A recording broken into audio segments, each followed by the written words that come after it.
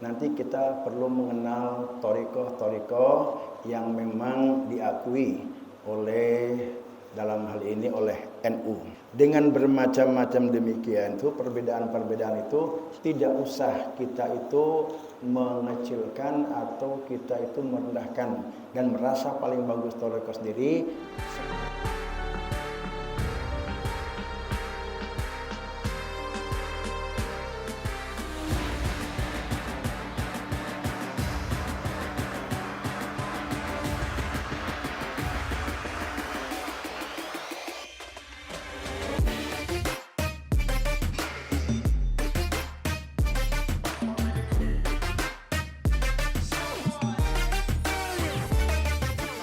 Masih dalam halaman 6, nazam ke-37.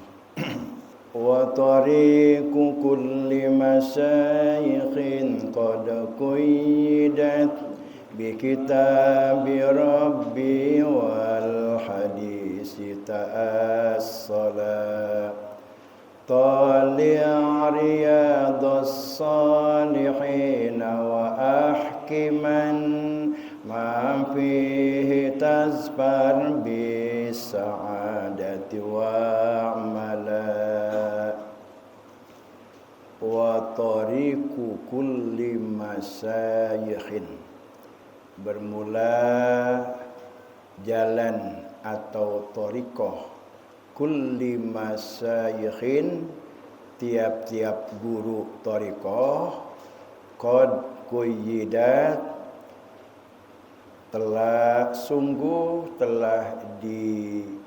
ditentukan bi kitabi rabbi, dalam Al-Quran, wal hadisi, dan hadis Rasulullah sallallahu alaihi wasallam, ta'assala, yang menjadi dasar. Tali', bacalah atau mutola'ahlah.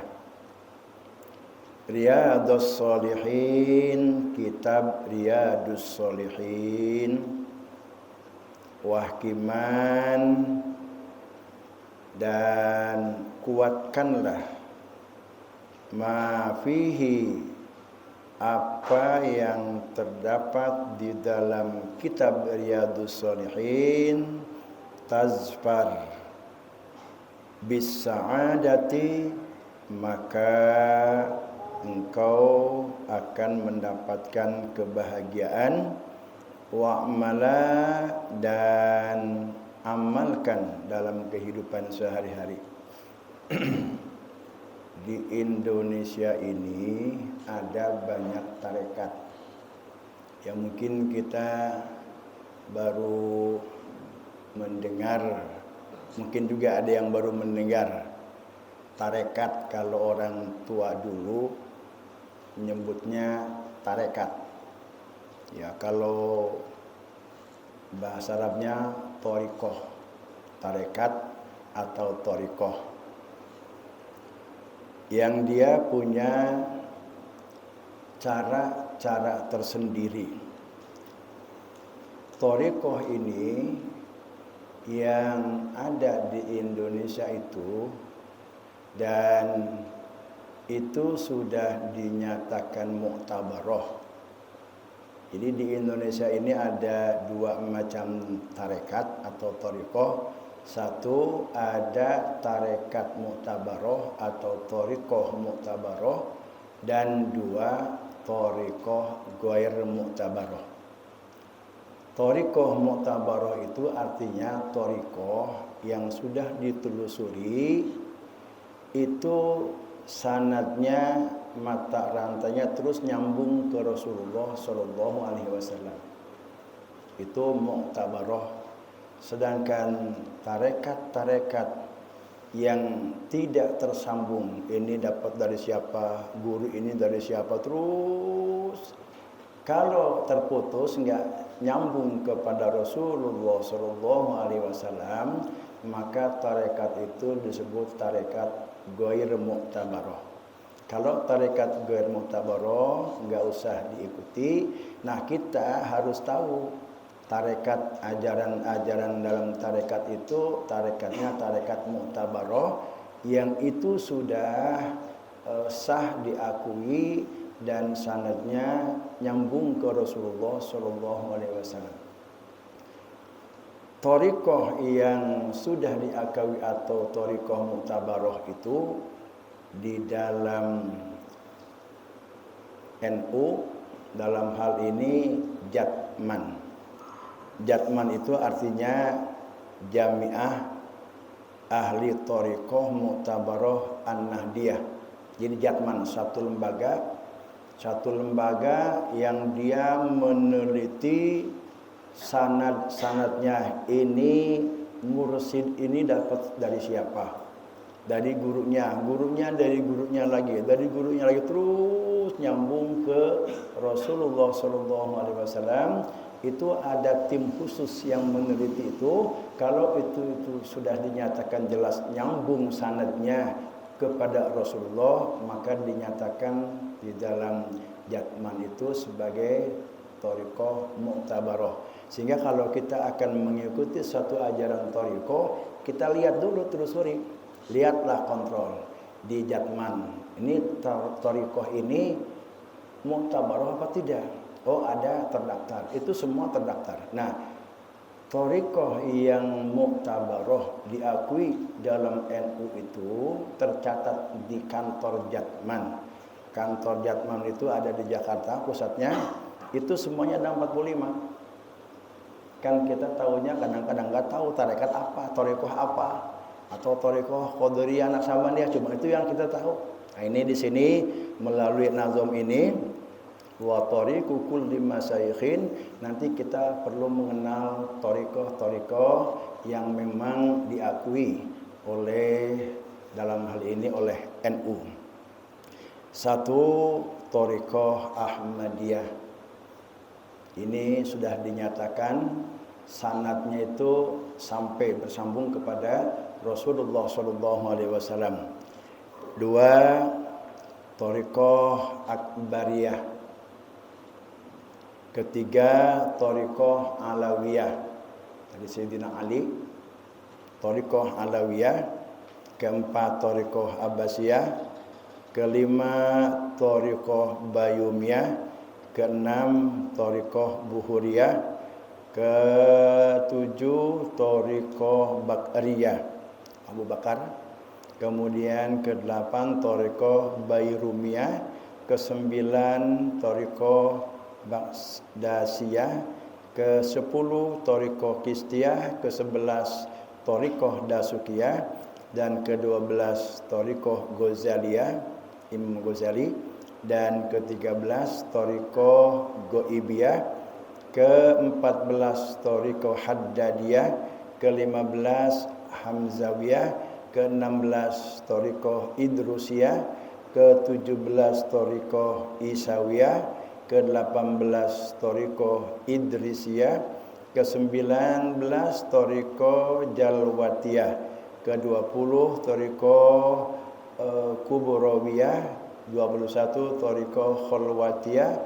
22, thariqah Kalsaniyah. 23, thariqah Malamiyah. 24, thariqah Matlubiyah. Kemudian 25, thariqah Maulawiyah. 26, thariqah Naqsabandiyah. Ke-27, thariqah Naqsabandiyah Khalidiyah. Ke-28, thariqah Qadiriyah. Ke-29, thariqah Qadiriyah wan Naqsabandiyah. Kemudian ke-30, thariqah Rifaiyah.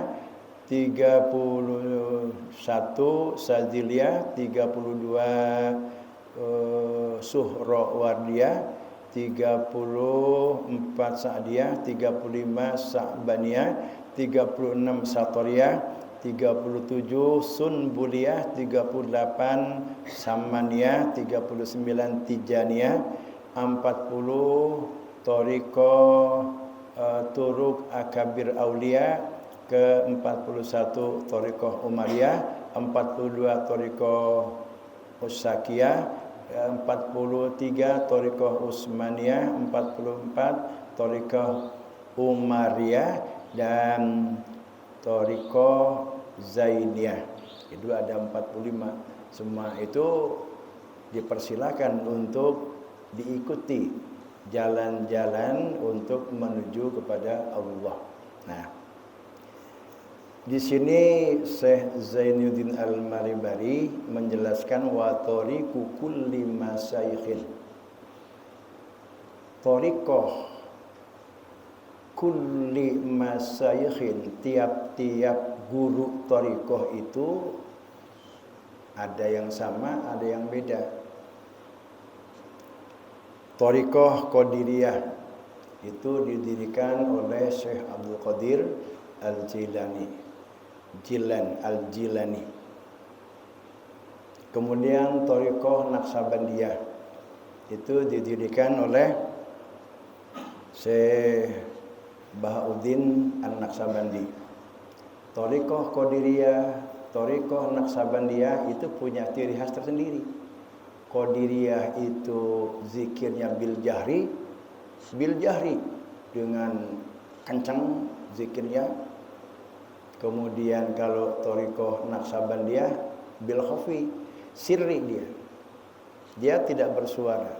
Di dalam qalbu ruhnya yang berzikir, cuma kalimatnya kalau Qadiriyah bil jahri itu dengan nafi isbat, la ilaha illallah, la ilaha illallah, dengan suara keras. Ini adalah thariqah yang diajarkan Rasulullah SAW kepada Sayyidina Ali. Ketika itu Sayyidina Ali bertanya kepada Rasulullah, wahai Rasulullah, ayyut turuq, jalan yang mana yang lebih mudah, lebih enteng, disukai oleh Allah Subhanahu wa taala untuk bisa sampai usul kenal dengan sedekat-dekatnya kepada Allah Subhanahu wa taala. Kata Rasulullah, zikrullah. Dengan berzikir wahai Ali. Lalu Sayyidina Ali itu balik tanya, bagaimana berzikirnya? Kata Rasulullah, ghammi ainaika, pejamkan matamu, lalu ucap ulang apa yang aku katakan kepadamu 3 kali.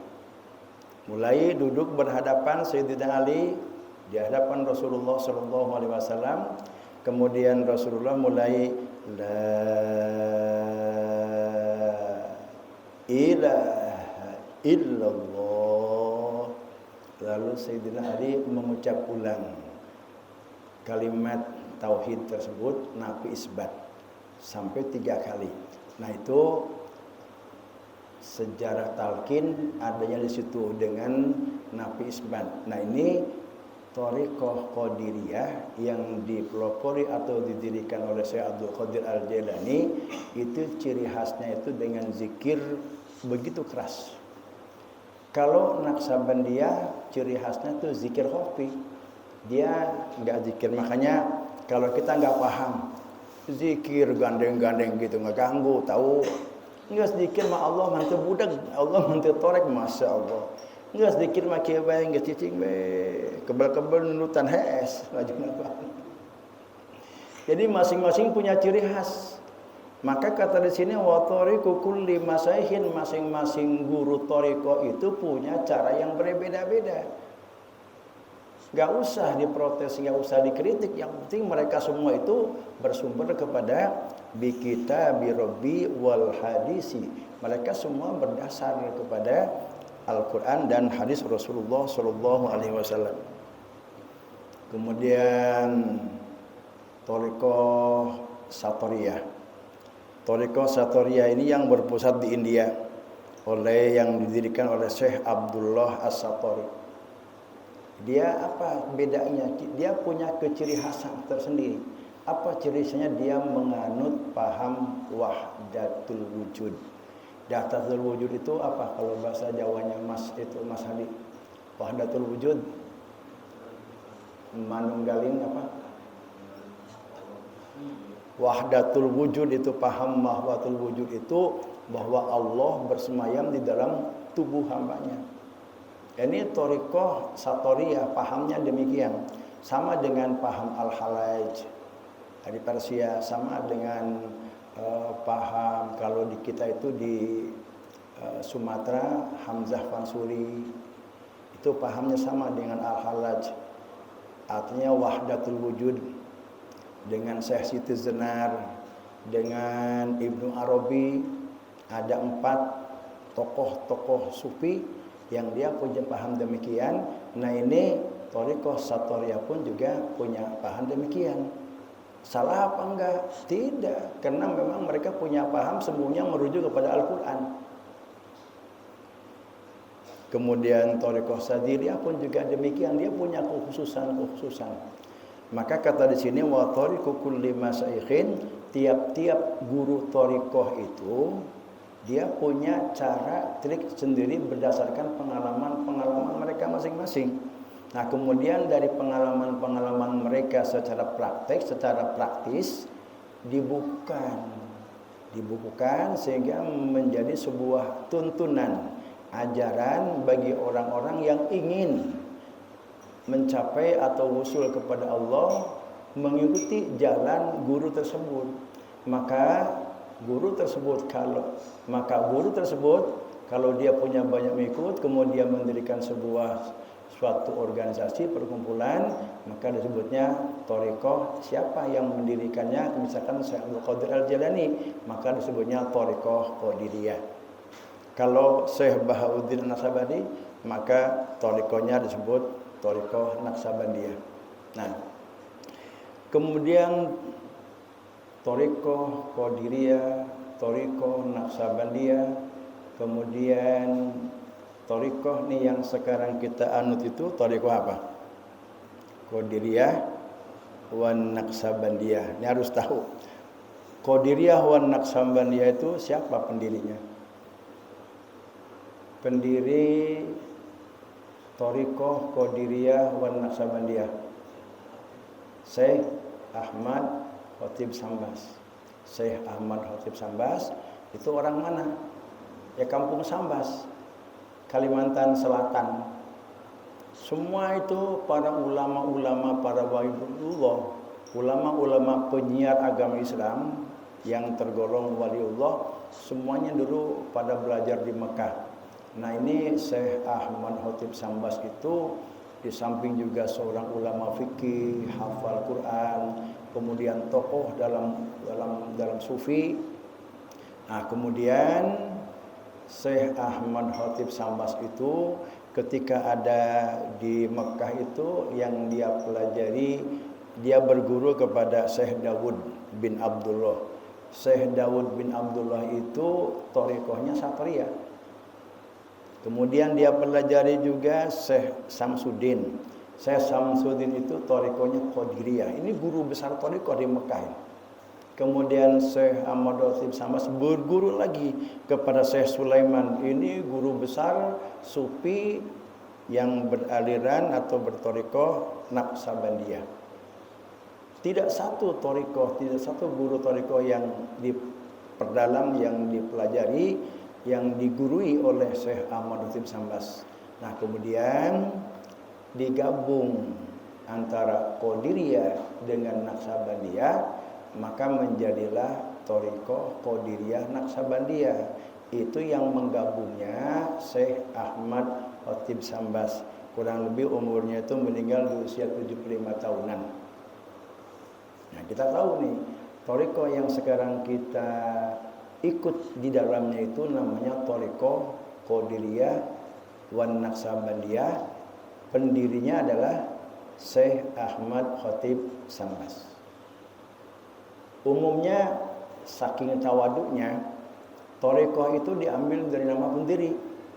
Ini Syekh Ahmad Khatib Sambas, dia tidak menamakan thariqahnya itu nama dirinya. Dia enggak menamakan thariqah Sambasiyah atau thariqah apa itu Syekh Ahmad Khatib Sambas. Enggak juga dia mengatakan thariqah Khatibiyah, tidak mengatakan thariqah Sambasiyah. tapi dia mengatakan ta'zim kepada gurunya, karena bagaimanapun juga dia hanya menggabungkan antara thariqah Qadiriyah dengan thariqah Naqsabandiyah, sehingga dia sebut thariqah yang dia padukan itu thariqah Qadiriyah Naqsabandiyah. Maka zikir thariqah Naqsabandiyah itu ada zikir jahar yang biasa kita lakukan setiap ba'da sholat, itu dengan zikir jahar. La ilaha illallah, la ilaha illallah. Illallahnya itu dihantamkan, dihujamkan ke dalam qalbu, ke dalam ruh, keras, dengan keras. Memang itu kalau dibaca di kitab Sirrul Asrar demikian syarat-syarat zikir menurut Syekh Abdul Qadir Al-Jailani bisautin murtafiin, dengan suara yang keras, dan bidor bin sadidin, dengan hentakan yang keras ke dalam kolbu kita ini. Nah, kemudian Naqsabandiyah dengan zikir khofinya. Lalu dalam thariqah Naqsabandiyah ada zikir jahar, dan kemudian ditutup dengan zikir khofi. Di akhir itu, nah tadi itu habis surat Isya, habis surat Isya minimal 165 atau dibulatkan 2 putaran tasbih, la ilaha illallah, la ilaha illallah, la ilaha illallah. Nah, di akhirnya ilahi anta maksudi wa ridhoka matlubi, a'tini mahabbataka wa ma'rifataka, la ilaha illallah, tawajjuh. Nah, di situ hopi jalan. Hopi itu Naqsabandiyahnya. Makanya kalau di thariqah lainnya hanya dikasih zikir jahar saja. Nah, kemudian zikir hopinya di lain kali.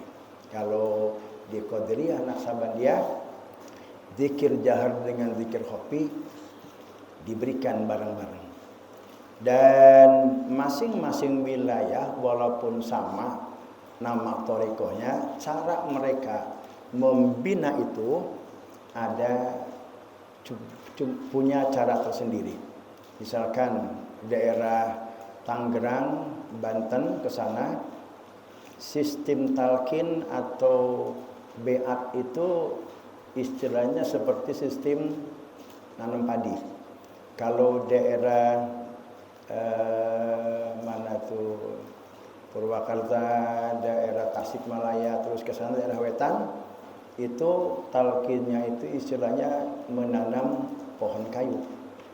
Nah, bagaimana kalau kita mau menanam padi, sebelum padi itu ditandur, maka sawah itu harus bagaimana kondisinya? Harus sudah dicampur, sudah digemburkan, rumput-rumputnya sudah bersih, kemudian airnya sudah cukup di traktor, udah tidak ada, kemudian sudah dikasih pupuk dasar. Nah, kalau sudah bersih sawah itu, nggak ada rumput, sudah di traktor dan sudah bagus, baru ditanam. Ini kalau guru-guru thariqah di Tangerang itu, kalau kita ujug-ujug datang ke guru, Pak saya mau talqin, Pak Kiai, itu nggak langsung ditalqin. Karena guru thariqah itu dia tahu qalbu kita ini masih kotor dengan sifat-sifat syaitoniyah, dengan sifat-sifat bahimiyah, dengan sifat-sifat sabuiyah, dengan nafsu-nafsu. Kita sering marah, kita sering ujub, kita sering ria, kita sering dendam, kemudian kita sering takabur, kita sering berdusta. Itu artinya menunjukkan qalbu kita itu kotor, artinya belum siap ditanami padi. Ya, kalau sistem para guru-guru thariqah untuk wilayah Tangerang, Banten ke sana, kadang-kadang nggak begitu mudah. Sebelum diberi amalan itu disuruh puasa dulu 40 hari, kan berat itu. Dia tamat baru diberi ijazah. Kemudian suruh puasa air dulu selama 7 hari, nggak makan nasi, air aja makannya. Dia kuat 7 hari, kalau betul-betul baru dia ditalqin. Nah, kalau daerah Purwakarta, Kerawang, Subang, terus Tasikmalaya, itu sistemnya nanam kayu. Orang yang datang ke situ walaupun dia suka marah, walaupun dia ujub, kemudian dia ria, masih ada dendam, kotor lah gitu. Sifat-sifat kebinatangan, sifat-sifat syaitoniah, nafsu amarah masih melekat dalam kalbunya, ditalkin aja. Karena sistemnya nanam kayu, ditalkin karena sistem nanam kayu sambil tumbuh kayu itu sambil dibersihkan. Nah, kita pamannya nih mau ke Purwakarta atau ke Tasikmalaya atau kemana minta ditalkin, itu enggak dilihat, talkin aja begitu mudah, ditalkin aja. Nah, sebegitu talkin, kalau kita terus itu konsekuen dengan keinginan kita setelah ditalkin zikir, kita lakukan zikir terus dengan dibimbing oleh teman kita atau dibimbing dalam pengajian seperti ini, apa yang dikatakan di dalam hikam, apa yang dikatakan dalam hidayatul azkiyah, kita praktekkan dalam kehidupan kita. Nah, kemudian nur ilahiyahnya itu semakin bersinar, menerangi hidup, maka disitulah kelihatan oleh guru, dipanggil lagi oleh guru untuk ditambahkan apa talkinnya, naik latifah. Nah itulah, maka dengan perbedaan cara yang dilaksanakan dan dilakukan oleh masing-masing guru thariqah itu jangan menjadi sebuah merasa paling bagus. Oh, thariqah saya itu paling hebat, paling bagus. Jangan meremehkan dan menghina thariqah orang lain. Kan kalau di tanbih, kalau kita manakiban tanbih yang disusun oleh Abah Anom itu, jangan memeriksa murid orang lain, jangan membenci guru yang sejaman. Udah ada satu thariqah yang mau bagaimana dia caranya, nggak usah diprotes, nggak usah dikritik, biarin aja. Sepanjang itu thariqahnya itu muktabaroh, ada walaupun juga nggak muktabaroh, kita jangan usirlah dengan orang lain. Itulah ajaran dalam thariqah. Karena thariqah itu sama dengan tasawuf. Yang dibina itu, yang dituntun itu adalah bukan zahir, tapi adalah qalbu kita. Bagaimana qalbu kita yang merupakan pusat kesadaran, sehingga kalau itu diurus maka dia semakin tingkat sensitifnya lebih tinggi kepada Allah Subhanahu wa taala. Selalu ingat, selalu takut kepada Allah, selalu berharap penuh kepada rahmat Allah Subhanahu wa taala. Nah, kemudian ini perlu kita tahu saja bahwa Rais Am, pemimpin, apa kalau Rais Am itu Jatman Indonesia, ada Jatmani Jamiah Ahli Thariqah Muktabaroh Indonesia, ada Jatman Jamiah Ahli Thariqah Muktabaroh An-Nahdiyah di bawah naungan NU. Nah, itu ketua umumnya Habib Lutfi bin Ali bin Yahya bin Hasim bin Yahya. Wakilnya Kiai Haji Ali Mas'adi dari Mojokerto. Kemudian sekretaris amnya Kiai Haji Zaini Mawardi dari Demak. Kemudian mudir am Kiai Haji Wafiuddin Sakam dari Jakarta. Ini wakil talqin dari Suryalaya, diangkat wakil talqin oleh Abah Anom. Ini dia menjadi mudir am di dalam Jatman. Kemudian wakil mudirnya Habib Umar Muqtaddar. Pendiri Jatman itu Kiai Haji Idam Khalid. Nah, Kiai Haji Idam Khalid ini lahir tahun 1921. Kemudian dalam perjalanan karir atau dalam perjalanan politik pernah dia menjabat sebagai ketua MPR. Kiai Haji Idam Khalid. Dulu mah pejabat-pejabat Indonesia itu banyak para kiai dan juga para ahli thariqah. Ini Kiai Haji Idam Khalid itu pernah menjabat ketua MPR dari tahun berapa, 71 sampai 77 ya. Dia belajarnya di Gontor, ini alumni Gontor. Dia tokoh bangsa, juga tokoh agama, juga tokoh NU. Kemudian Ki Haji Maskur, ini mantan Menteri Agama dulu tahun 1947 sampai 1949. Kemudian diangkat lagi menjabat lagi Menteri Agama periode 1953 sampai 1955. Kemudian juga menjadi anggota DPR RI tahun 56, kemudian juga menjadi DPA Dewan Pertimbangan Agung tahun 68, Ketua Umum P3 Kiai Haji Idham Khalid. Kemudian siapa lagi? Abdul Wahab Hasbullah dari Jombang. Itu adalah para pendiri Jatmam.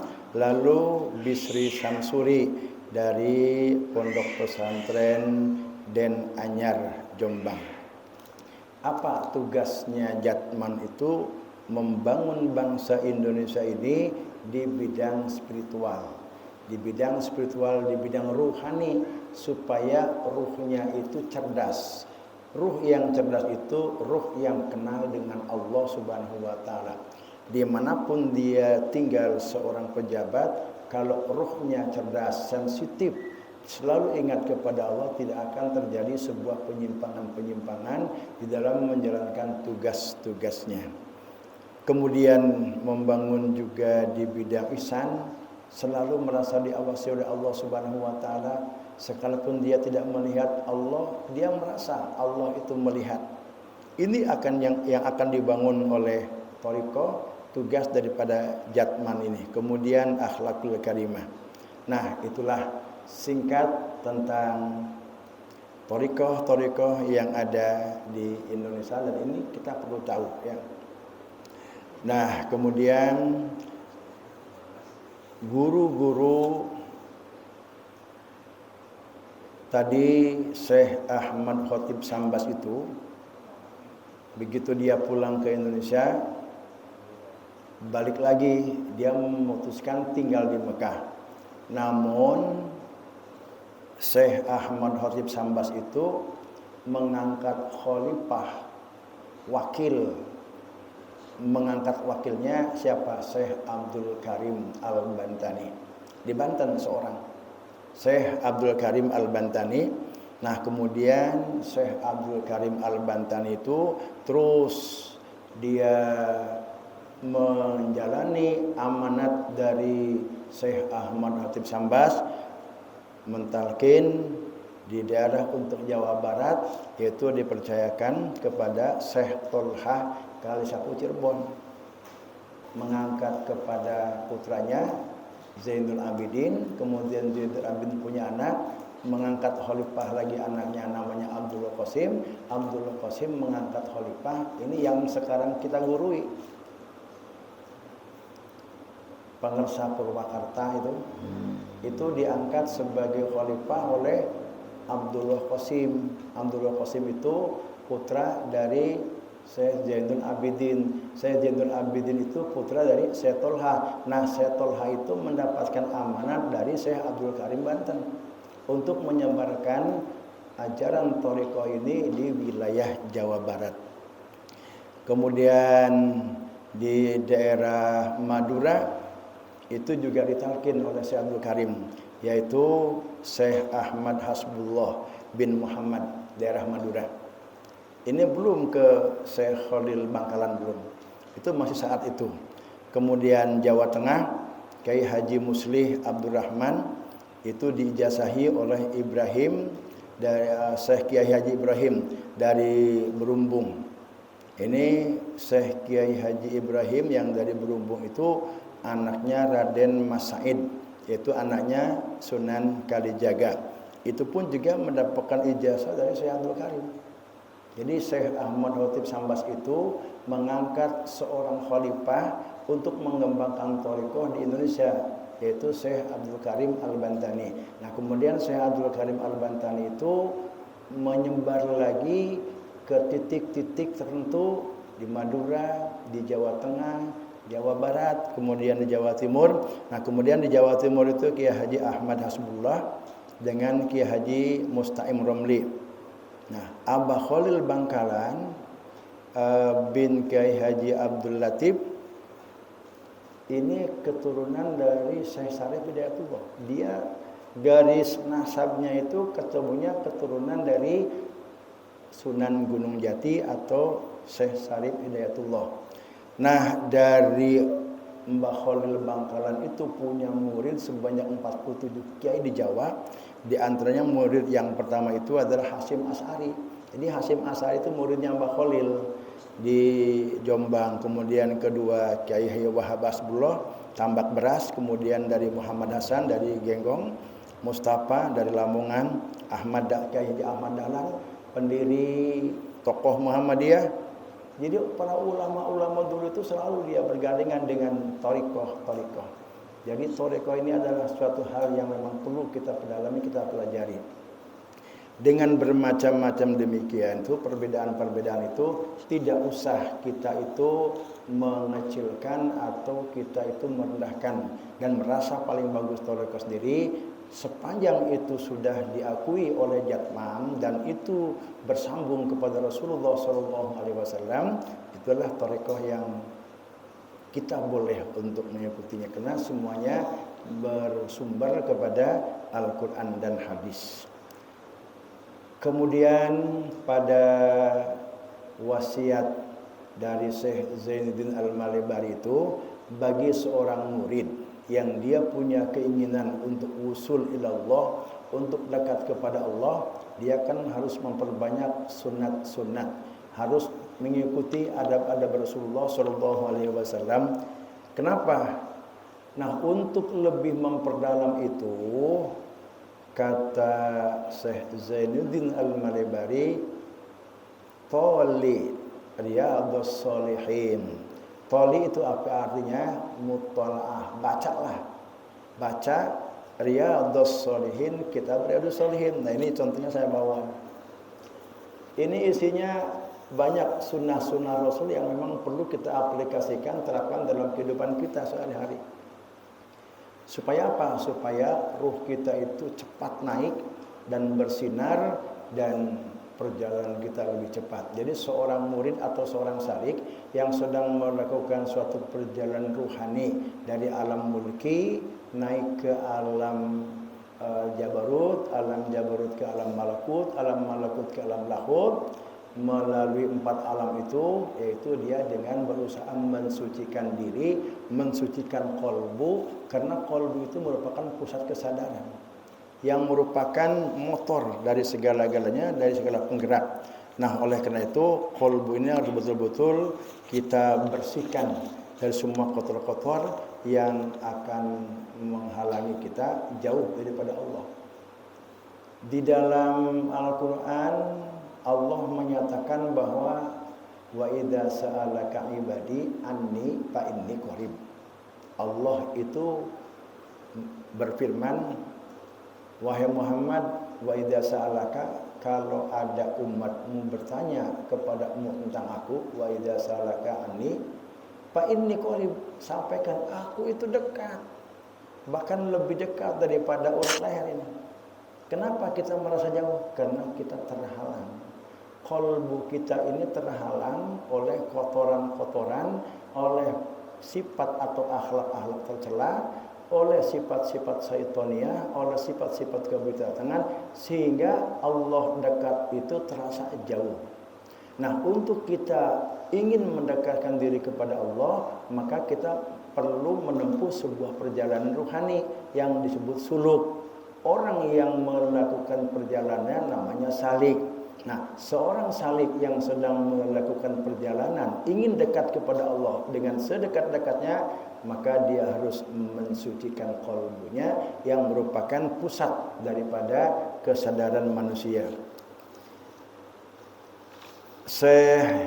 Menurut Qardawi, supaya qalbu kita ini sensitif, ingat kepada Allah terus, ada 3 hal yang perlu dihidupkan dalam diri kita. Pertama adalah bil imanil amik, dengan iman yang sangat mendalam.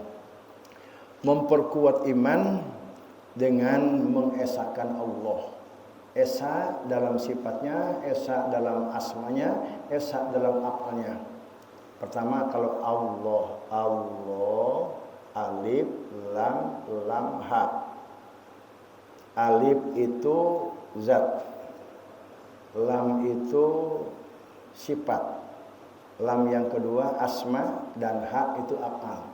Jadi urutannya dari belakang dulu. Untuk bisa kita makrifat, kenal dekat dengan Allah, maka kenali dulu af'al Allah. Apapun yang terjadi di alam dunia ini itu af'al Allah.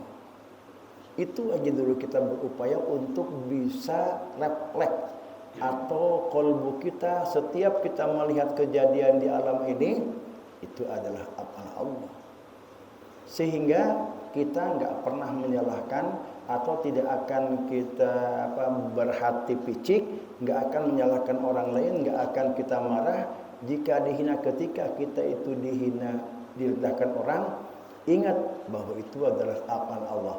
Ini satu dululah tauhid yang paling rendah itu kita bisa mentauhidkan, mengesahkan tentang af'al Allah. Artinya apapun yang terjadi di alam dunia ini, apapun yang diperbuat oleh manusia, itu adalah af'al Allah, iradah Allah, dan kudrat Allah. Kalau itu kita sudah matang, sudah menjadi karakter kita, maka naik kita untuk mengenal asma Allah yang 99 itu, terus kita imani, kita hayati, nanti akan mengantarkan kita kepada mengenal sifat Allah. Baru kalau sudah af'al matang, kemudian asma matang, sifat matang, baru sampai kepada Allah Subhanahu wa taala. Ini yang perlu kita lalui. Yang pertama adalah bil imanil amin. Kita harus memupuk dulu keyakinan kita tentang af'al Allah, kemudian asma Allah, kemudian sifat Allah, baru sampai kita kepada zat Allah. Yang kedua, al-ittisal wasik. Ittisal wasik itu membangun hubungan yang kuat dengan Allah melalui ibadah-ibadah wajib dan yang sunnah. Dalam beribadah, ibadah itu kan munajat, solat. Kita sholat itu sebetulnya sedang munajat, sedang dialog dengan Allah Subhanahu wa taala. Kita enggak merasa dialog dengan Allah karena saat kita sholat itu qalbu kita ada di mana-mana. Zahiri kita sholat, sementara qalbu atau hati kita itu enggak ada dalam sholat. Ada di luar sholat, ada dalam alam kehidupan, ada di sawah, ada di warung, ada di toko, ada di jalan, ada di rumah, enggak ingat kepada Allah. Nah itu yang membuat kita itu terhalang, tidak punya sensitif kolbu kita yang merupakan pusat kesadaran. Dan yang ketiga ini tathhirul qalbi, membersihkan hati. Enggak ada suudzon, enggak ada marah. Orang yang punya marah terus, jangan berharap dia terbuka, punya sensitif, punya rasa kedekatan, selalu ingat kepada Allah Subhanahu wa taala. Maka tathhirul qalbi, membersihkan hati, gampang diucapin, gampang diomongin, tapi susah untuk dilakukannya. Wallahu alam, saya juga nih dalam mensucikan jiwa kadang-kadang terjebak dengan keadaan itu. Terjebak, kadang-kadang kita itu terpancing oleh emosi. Ketika istri marah karena kita merasa kepala rumah tangga, pemimpin lebih marah lagi. Atau sebaliknya, istri karena merasa capek, masak, nyuci, begitu dikritik atau diomong oleh suami, suami mau 2 kata, dia mau 10 kata ngomongnya. Nah nanti insya Allah kalau kolbunya sudah kenal itu, insya Allah enggak lagi ketika akan muncul ada dorongan untuk marah, diam dia. Apapun yang terjadi, ketika muncul sifat-sifat mazmumah, sifat yang tercela, bukan berarti harus enggak ada. Yang tidak boleh itu mengikutinya. Misalkan gini, kita diledek orang, dihina orang, tak langsung naik emosi kita. Enggak apa-apa. Ini yang enggak boleh itu diikuti. Begitu kita muncul dorongan untuk marah, langsung kita diikuti, timbullah omongan yang enggak teratur, omongan yang enggak mengenakan, timbullah kemudian badan tangan kita mukul. Itu yang enggak boleh ketika muncul marah. Nah, kita kan kalau enggak ngaji begini enggak tahu, tekan, kita tahan. Ketika kita ingin dipuji orang, kita tahan juga. Jadi yang enggak boleh itu wala tattabi'u khutuwatis syaiton, mengikuti langkah-langkah setan, mengikuti nyanyian-nyanyian setan, mengikuti apa kata setan. Dan ini kita kadang-kadang belum bisa membedakan mana dorongan yang sebenarnya dari diri kita dan mana yang merupakan dorongan setan. Contohnya nih, ketika ada di dalam masjid atau ketika Jumatan nih, Jumatan mengumumkan bahwa masjid itu akan membangun. Kita kebetulan lagi punya uang, mau nyumbang 1 juta. Timbul geritik dalam hati kita ini, namanya seetik amat nyumbangan 1 juta, tambahanlah 5 juta ya di masjid. Jadi lamun ayeuna urang nyumbang 5 juta ya kabeh nyahoan. Tapi 1 juta makin saeutik, sia loba duitna nyumbang sakitu. Nah, kemudian kita terdorong tuh dengan dorongan-dorongan itu. Itu adalah tipuan setan. Berarti kalau kita ikutin, berarti kita sudah terjebak dengan setan itu. Nah, mengikutinya itu yang kita nggak boleh itu. Kalau kita awalnya sudah niat 1 juta, kemudian dorongan lagi ingin lebih besar, ingat itu kemungkinan nafsu nafsu mulhamah. Ada 3 nafsu yang perlu kita waspadai dalam diri kita ini. Nafsu amarah, dia adanya di sini. Nafsu amarah itu di latifatun nafsin natiko. Di sini dia bersarang nafsu amarah. Nafsu amarah di sini karakternya apa? Karakternya itu godog, marah. Karakternya itu hikdu, dendam. Karakternya itu tomak, selalu enggak puas dengan yang ada, selalu menginginkan apa yang ada di orang lain, padahal di dalam dirinya pun juga enggak habis dimakan, tapi dia selalu ingin menginginkan dari orang lain, tamak namanya. Kemudian hasud, kemudian ada rasa takabur, itu ada di sini karakter daripada sifat-sifat nafsu amarah. Kemudian lawamah ini ada di latifatul qalbi di sini, bersarangnya di sini. Dia karakter sifat nafsu lawamah itu goplah, selalu lupa kepada Allah. Yang kedua, istilah usahwat, selalu memperturutkan hawa nafsu. Kemudian dia selalu ujub. Kalau dia ibadah, rasa dia aja yang sembahyang. Kan semestinya kita beribadah 3 hal yang perlu kita waspadai, yang harus kita perhatikan. Pertama, ketaatan atau perbuatan ibadah apapun, agar itu ibadah membuahkan atau berfaedah kepada kita, pertama lakukan dengan ikhlas. Apa saja kita bersedekah, kita sholat, kita puasa, lakukan dengan ikhlas. Kalau ikhlas apa? Tidak mengharapkan imbalan apapun dari apa yang kita lakukan. Kalau kita kan selama ini sholat duha supaya dipermudah rezeki, dah hirup susah baik, cek kiai lobakeun sholat duha supaya dimudahkan rezeki, darah deket, laju orang sholat duha. Berarti kan itu keikhlasannya itu tidak mulus, tidak murni. Keikhlasan yang mulus itu tidak ada mengharapkan imbalan apapun dari Allah Subhanahu wa taala kecuali semata-mata menjunjung tinggi perintah Allah. Kenapa kamu sholat duha? Dari perintah ke Gusti melalui Rasulullah sallallahu alaihi wasallam. Yang kedua, hudurul qalbi. Hudurul qalbi itu hati kita itu hadir atau sadar. Ketika sholat harus hudur qalbi. Hati kita itu hadir. Seperti apa? Salat yang hudur qalbi itu apa yang diucapkan mulut, hati itu juga. Misalkan Bismillahirrahmanirrahim, hati mengucapkan itu. Jangan Bismillahirrahmanirrahim, hati sedang belanja, kita serba. Itu enggak nyambung kalau gitu kan. Berarti kalau kita sedang ibadah hati enggak ikut, itu enggak hudrul qalbi. Jangan berharap ada manfaat dari ibadah itu. Nah, yang terakhir, penentuan yang terakhir itu adab. Adab.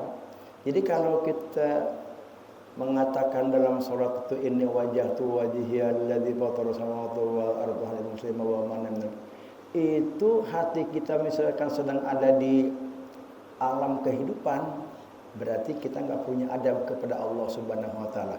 Apapun bentuk ibadah atau ketaatan yang kita lakukan tanpa keikhlasan, tanpa hudurul qalbi dan tanpa adab, jangan berharap ada manfaat dari ibadah yang kembali kepada kita, yang Allah berikan kepada kita dari ibadah atau ketaatan yang kita lakukan.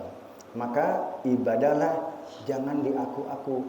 Saya bisa sholat ini karena anugerah dari Allah. Kalau tanpa anugerah dan taufik dari Allah, saya nggak bisa lakukan ini. Itulah adab kepada Allah. Jangan merasa hebat, sering puasa, sering ngaji, sering zakat, sering kemana-mana ibadah, rajin puasa dan lainnya, baca Quran. Jangan merasa hebat bahwa itu adalah saya yang berbuat. Jangan demikian. Kalau kita punya perasaan itu, diakui itu perbuatan kita, maka kita termasuk orang yang ujub. Orang ujub itu nggak punya adab kepada Allah. Kita bisa berbuat demikian itu karena ditolong, dibimbing dan dituntun oleh Allah Subhanahu wa taala, karena Allah memberikan hidayah dan taufik kepada kita. Tanpa ada anugerah atau taufik dari Allah, kita nggak bisa berbuat demikian. Tathhirul qalbi, bersihkan hati kalau kita ingin dekat dengan Allah Subhanahu wa taala. Nah, ini kitab ini mungkin kalau dibaca luar biasa. Saya baca lihat isinya itu memang banyak sunnah-sunnah Rasul yang memang perlu kita terapkan dalam kehidupan kita. Nah, ini 2 bait yang saya bacakan itu seperti itu. Jadi tarekat itu bermacam-macam, walaupun ada perbedaan-perbedaan, kita jangan merendahkan satu sama lain, menghina sama satu lain, mengoreksi satu sama lain, memeriksa guru tarekat yang lain. Kita aja, jangan usil dengan ajaran orang lain. Kemudian untuk memantapkan kita ini kepada sunnah Rasulullah SAW, nah kita ini baca kitab Riyadhus Shalihin. Wahtamma bil fardi wallahu alam bissawab.